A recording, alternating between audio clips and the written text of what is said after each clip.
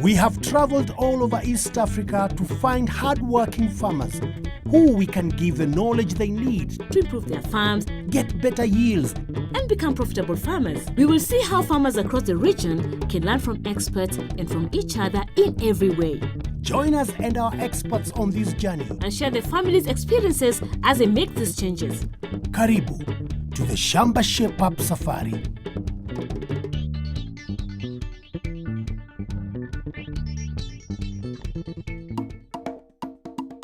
Welcome to Shamba Shape Up. We are the slopes of Mount Meru in Arusha, Tanzania. In a village called Mulala, where we are about to meet a farmer who needs Shamba Shape Up advice. Let's go meet her. Meet Christina Nko and her family. They've lived on this shamba in Nambala village for over 16 years. Working hard together, they grow a variety of crops. But their main income comes from their broiler chickens and cows, which are zero grazed. Though she's doing very well in some parts of our farm, she's having problems. We need to find out what those are so we can help.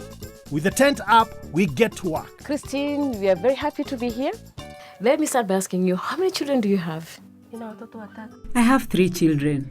Have you always been a farmer or do you have another job?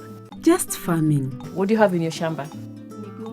Bananas, napier, cows and chicken. And how about the chickens? There are diseases as usual. In fact, when they are 1 year, they start pecking each other. Do you know what kind of diseases these are? I have never known the diseases.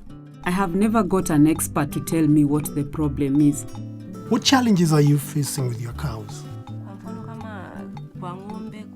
For example, with the cows, sometimes they get East Coast fever, worm attacks, and other challenges that I have to live with. And how about your crops? Sometimes it is good when the rain is good, but when the rains go down, they wither. So what would you like Shamba Shape Up to do for you? I wish I could get more advice and also where to improve. You'd like education and expert advice. Well, have no doubt Shamba Shape Up is here and will give you exactly that to make sure that you are shaped up. Wow, she certainly needs some help. First up, Christina's chickens. They not only produce eggs, but they can also be sold for meat. All good extra income for the family. But the shed does not look very clean. So we called in Harrison, a chicken expert, to give Christina some needed advice. Christine, how many chickens do you have? 300. And so how many eggs do they lay per day? In a day, I get 3 trays. Okay. Mr. Juma, what advice do you have for Christine?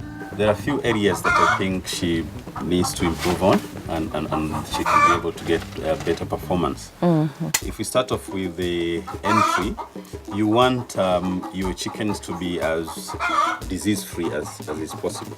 Right. And you don't want you yourself or the people that are going into the house to be the sources of those diseases.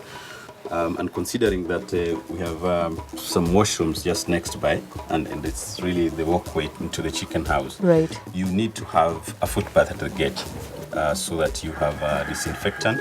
You disinfect your shoes before you walk in. That way, if you've picked anything with your shoes, be it bacteria or viruses or whatever, you don't take it into the chickens, you leave it at the entrance. Mm-hmm. She also needs to put on a dust coat, just like mine. I'll probably donate one to you. The goodness with the dust coat is that while you're in the house, it's not just you taking bacteria and things into the house. You can also actually take bacteria out of the house and transfer them to the next house. So the purpose of the dust coat is anything that you come into contact with is left on the dust coat and not on your clothes that you'll come out with. Okay? Right. Now, seeing that she has 2 houses, she actually needs to have 2 dust coats, one for each house. Inside the house, from our measurements, the facility is 222 square feet. You need a bird per square feet. So she basically should have 222 birds inside there. There are 300 birds, that's for 78 more than she should be keeping. So the birds are congested. And when they're congested, it's a source of stress. When they're stressed, they tend to peck. So you find birds pecking on other birds. So if it gets very severe, you can even see birds being pecked to death. It also affects how you set your drinkers and feeders in the house. Because if you have too many birds, you have no space basically to put feeders and drinkers. I noticed she has 3 drinkers for 300 birds. Those are not enough. You need 1 drinker for 50 birds. So she basically needs 6 drinkers. So she needs to add 3 more drinkers. 1 feeder can take 15 birds at most. And there are 4 feeders in the house. So that means at any one time, she can feed 60 birds. You have another 240 that are waiting to feed. The birds need to feed and drink so that they can lay the eggs. What will happen is that initially they will be using their body reserves to produce an egg, but they can only do that for a certain period of time. Beyond that, if they can't get feed, they won't be able to lay. And you want them to be laying an egg essentially after every 24 hours. Okay, so what she needs is to add the number of feeders, to add the number of drinkers. She has laying boxes, laying nests, which is a good thing. The bird needs to lay in a dark corner. There shouldn't be a lot of light. I think she's taken care of that. The only challenge there is they are laying the eggs onto the litter. When the egg leaves the bird, it's still moist. And when it drops onto the litter, dust and things will stick on the egg and you end up with a very dirty egg. So our advice is she needs to construct proper nests, laying nests. Laying nests for chickens should be raised and each nest should be about 1 foot cubed. Each nest can be used for 5 chickens. So for 300 chickens, you need 60 laying nests. The nest should be dark because chickens prefer to lay in dark places. The other thing I noticed is that the house is a bit dusty. There's cobwebs on the roof.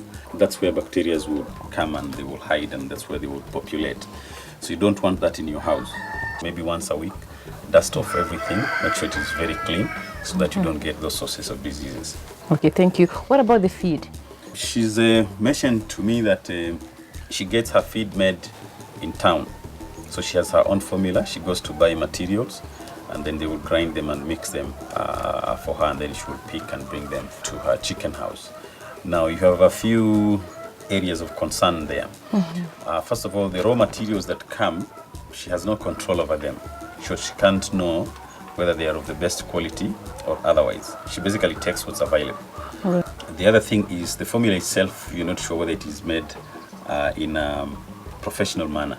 You need, at the end of the day, to have a balanced diet, the correct feed in the right amounts, so that it can be able to give you the production that you need. And then the biggest issue is with the mixing, how best they can be able to mix her feed. Now there's the issue of particle size as well. If the particle size is not correct, when the bigger birds come, birds will tend to pick on big particles first before they go for anything else. Now the bigger particles are your maize or sunflower. You have your vitamins, minerals, powdery materials. They are very fine. They will be at the bottom of the feeder. So if the bigger birds come, they will eat the big particles and they leave the rest. So the rest will be there for the other birds now to come and take in. So they're coming to take in basically half a diet. Even the bigger birds have also taken half a diet. So you don't get your bird taking what you want them to take. What that means is that they won't have enough nutrients to be able to process an egg for you. Chicken dark mash should be fed in the first 8 weeks of life, followed by growers mash up to the 15th week. The birds are then put on layers mash until the end of the laying cycle. I've noticed that your feed is on the floor. Your floor gets humid and it tends to, your feed will rot. So you need to keep it on top of pallets or any type of wood that you have. It has to be off the floor so that you can keep it for a little bit longer. Thank you so much. The heart of the Shamba lies on the soil. Good soils mean good crops. To collect a good soil sample, always use a soil auger. But if this is impossible, then you can use a panga. To use a panga, first loosen the soil with a hoe. Then push the panga straight from the top into a 20 centimeter stretch. Collect all the soil in the 20 centimeter stretch in your palm and put it in the bag. And take more samples from about 20 different places around the farm where the crops are grown. This should be in a zigzag pattern. Label the bag with your name, telephone number, size of the farm, and what you want to grow. Then take it to the lab. Soil Cares has a mobile lab which can come to your village to make it easier for you. We have to wait a while until we get the results back, so let's take a look at the cows. Christina also wants to know how she can improve a cattle pen and a way to keep cows free from disease. We've called in Michael Nyanza, an animal specialist from the Ministry of Agriculture, to advise her on how to improve her milk production. Michael, you've had a look at Christine's cows. Generally, what do you think they are in? Are they in good health? Ng'ombe wa Christina mko kwa jumla iko ya wastani. Christina's cows are average. Their quality is good. But there are some important things to do for dairy cattle. She needs to follow some rules. La kwanza kabisa ni banda bora. First, the pen needs to be good. For a milk-producing cow, the pen needs good drainage. From the top, it needs an opening for sunlight to give the cows vitamin D, which will help the cow's mineral intake. It needs a feeding trough for fodder.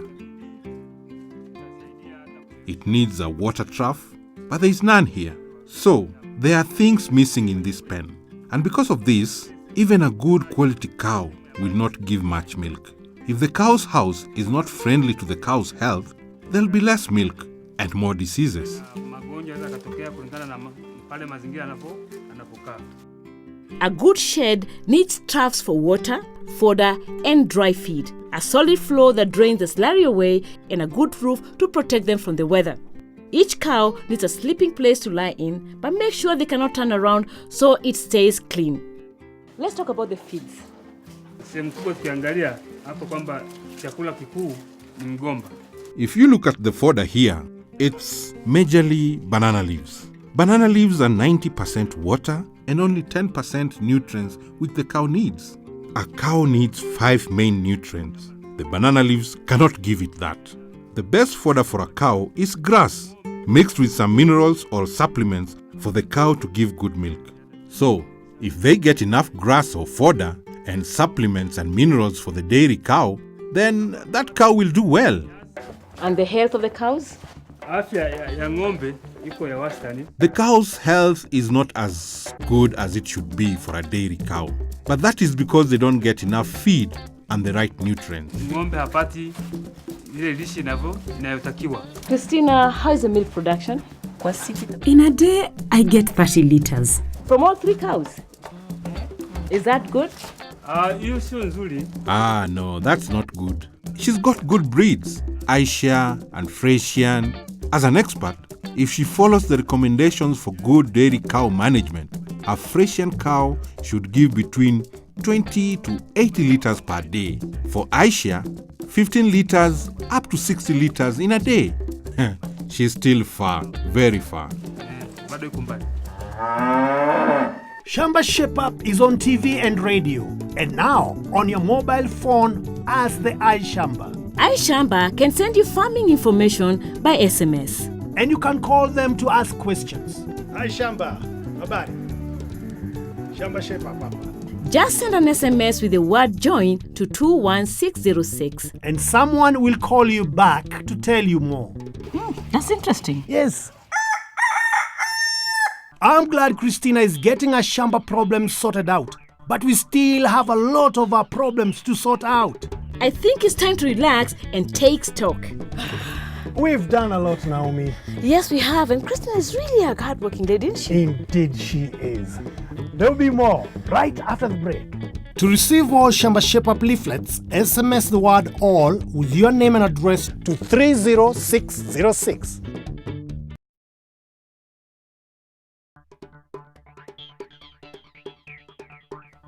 Welcome back to Shamba Shape Up. We are still here in Mulala village in Arusha, Tanzania. Where we continue shaping up Christina's Shamba. Let's get back to work. We have looked at the cows, fixed up the chickens, and now the soil test results are back. Now we need to tell Christina what fertilizer she can use to increase her yields. Finally, the results from the soil test are here with Timothy from Soil Cares. Christine, the expert, is here with the soil test results. You remember he came here and took a sample. Timothy, you ready with the test results? Yes, I'm ready. Okay. Christina, your farm, you wanted to plant Irish potato on 0.5 acres. I'm glad that your report is very good, meaning that your soil acidity 5.3 is very good for growing potatoes. Other nutrients, nitrogen, phosphorus, also are very good except for potassium. Therefore, you'll apply muriate of potash on your farm to increase productivity. How about the use of compost and manure? For her field, is already way above average. She has been doing well, and I encourage her to continue doing it. What other crops should she plant? All other crops can be grown on her farm except for vegetables, but tubers, which includes cassava, grains, that is maize and other cereals, and then beans, that is any other leguminous crop, can do well on her farm. Yeah. Christine, any question to our expert? Why did he say that my soil is not good for vegetables? For vegetables, your soil pH is very low for vegetables. If you want to grow vegetables, you'll have to lime your field with agricultural lime for you to get good productivity. Thank you so much, Chibos. So, based on the soil care report, I explained the soil test results to the AAK Shamba call center, and they recommended some fertilizers that Christina can use. If your soil is low on potassium, your crops will have poor resistance to pests, will be weak and unhealthy roots, and might have uneven ripening of fruits. To sort out this problem, Christina will have to use muriate of potash 0060 or NPK 17-17-17, especially during planting. If Christina uses the right fertilizer, she can double her yield. Most farmers lose a lot of their crop after harvest. We invited Eliud from the Ministry of Agriculture to see if Christina can be helped with this. Christina, as a farmer, I'm sure after you harvest your crops, you usually store them. Do you lose any crops during your storage? Yes, I lose my harvests. You've heard how Christina is losing most of her harvest. What can she do? Cha kufanya ni kwamba kitaalam, What a farmer needs to do to protect the maize for storage, she needs to start at the farm. A farmer should heap the maize in the farm into upright stacks so the maize can dry well in the farm. Experts advise that the moisture content be 12%, but most farmers do not have anything to measure this. So, we advise the farmers to bite a grain with their teeth. If you find it hard, then your maize is dried enough. To test your maize by biting, take a grain and bite onto it with your teeth. If the maize is hard and does not break and makes a cracking noise, it is dry enough. It is always better to test your maize using a moisture meter. After that, now you start to remove the maize covers. After this, she can look for a shelling machine or a hand sheller, or a small tractor with a shelling machine for faster shelling. If she doesn't have any of these, she can also use the hands. baada ya kumaliza kupukuchua, After taking all the grains off the cobs, she can look for a sieve or something to shake the husks, bits of comb, dust and dirt away so that she can remain with clean maize only. kuna njia mbili za kuhifadhi mahindi. There are two ways of protecting your maize against pests. The best way to store your maize is in airtight containers which are strong enough to stop pests getting in. There are two types for farmers like Christina. One is a metal silo. The other is a bag with 3 layers called a pix bag. Na kwenye mahindi kuna wadudu aina mbili. For maize, there are two pests or insects. Aina ya kwanza tunamuita tembo. The first one we call tembo, and the second one we call scania. Both insects are dangerous, especially scania, which is also known as the large grain borer. A farmer can lose up to 100% of their maize if they do not protect it against these pests. How do you store your harvest? Ninatumia pipa. I use a drum and small containers. Eliud, no doubt when you inspected, you've seen some of our maize has weevils. Why is that? Nimekagua vidumu viwili. I have inspected the two containers. One has no pests, but one has the weevils. The weevils got in because the containers have holes, 2 holes, and this allowed air into the container. Once the air gets in, it lets the weevils leave. They will not die, so they will eat the maize. But the one that is properly sealed and with not a single hole anywhere, there was no insect, not even one. But this other one had insects because she did not follow the advice of making sure all the holes are sealed. I think it's good if we show Christina the two methods she can use to preserve and store her maize. Before storing your maize, make sure it is completely clean and dry. Then you can use different things to store your maize.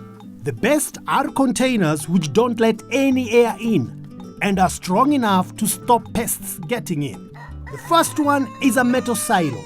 Choose a silo which is big enough to hold all the maize you want to store, so you don't have any left out. First, clean the silo and put it in your store. Then, close the outlet at the bottom tightly so no air can get in. Fill the silo with maize, shaking it so the air comes out. When there is about 15 centimeters between the maize and the top of the silo, shake again so the maize is level. Put a candle into the silo above the maize and light it. This takes out all the air from the silo, so there is none left for pests to breathe. Then close the top of the silo and tie it tightly. This will stop any air coming in. Keep the silo closed for at least 2 weeks, so any pest inside can die. After that, your maize should be safe from any pests. The other good way to store your maize is by using a PICS bag. This is a bag with 3 layers which you can tie so no air gets in and no pests can burrow through the outside. First, put the inner bag inside the middle bag and put both of those into the outer sack. Fold over the outside of each bag so you have enough bag to tie into a knot. Fill the inner bag with maize, shaking it so the maize is well packed and there's no air between the maize. After that, tie the inner bag tightly so no air can get into the bag. Then, tie the middle bag over the inner bag. After that, tie the outer sack above the middle bag. This makes 3 layers of bag to stop air and pests getting in. Any pests in the maize will die because there is no air. Put the sacks on pallets in your store, off the ground and away from the walls. Make sure your store is clean and dry. Don't open the sacks for 2 weeks to make sure any pests inside have died.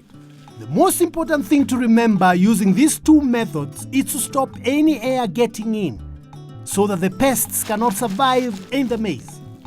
This will keep your maize pest-free and good quality until the time you want to sell or eat it.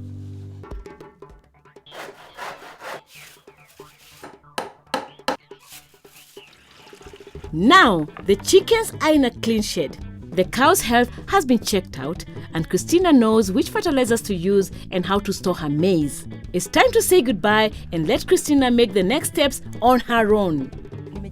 I have learnt a lot and I will put it to practice. When you come back, you will find a lot of improvements. You heard it. Christina is one happy farmer. It's been another great show from Tanzania, right here on Shamba Shape Up. To receive all Shamba Shape Up leaflets, SMS the word all with your name and address to 30606. If you'd like to receive just the leaflet for this farm, SMS farmer, that's the name of the farmer, with your name and address to 30606. Shamba Shape Up is online. To learn more about today's topics or to watch any of our previous episodes, visit shambashapeup.com, select the episode and click play. You could also visit our Facebook page, Shamba Shape Up, to get more information, get involved in discussions, and also get a chance to enter some of our great competition to win great prizes. You can also find us on Twitter at Shamba Shape Up, or simply text 30606. You can also find us on Citizen Radio every Monday to Friday at 9:30 a.m. and p.m.